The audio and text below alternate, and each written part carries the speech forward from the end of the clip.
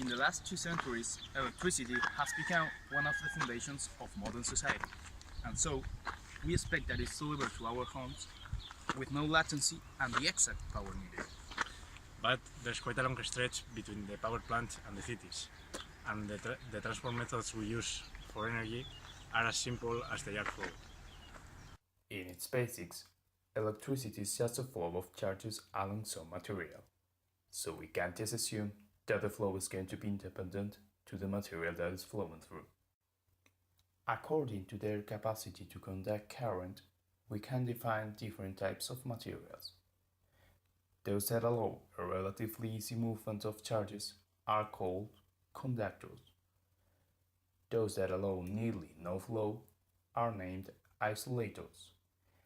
And those that are found in the middle ground, allowing the flow just in certain conditions, are called semiconductors. But let's focus on the first two for the time being. This ability is quantified as the resistivity of a material. A high value means that the charges will have a hard time passing the material, while a low value means that the charges will easily pass through. Electrical resistivity, ρ, quantifies how strongly it resists or conducts the flow of electric current. This behavior is caused by the atomic composition of the conductor.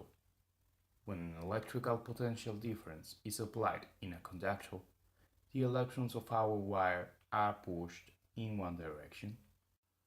If the new electric potential is higher than the electrostatic force that the nucleus does in one electron, this is going to move either until it finds another more electrostatic atom or until it exits the wire.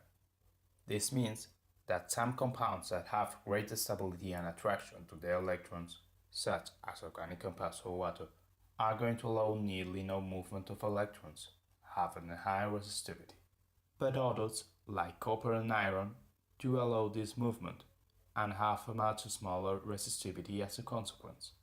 But the material that a cable is made up with is not everything. Another thing that has to be considered is the shape, the length and width of the material.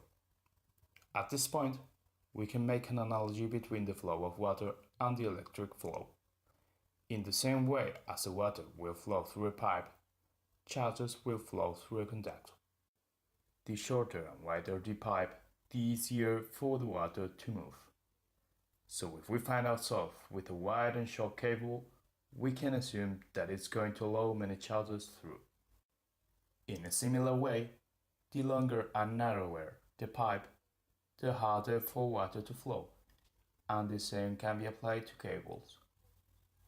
We can also think about materials with a high resistivity value as obstructed pipes, and low resistivity ones as clean tubes.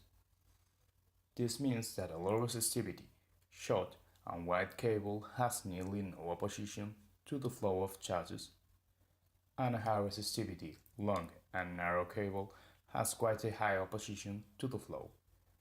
This, in electrical terms, means that the first wire has nearly no resistance, and the second one has a high resistance. Notice that there are more factors that can modify the resistivity, for example, temperature, inconsistent materials, etc.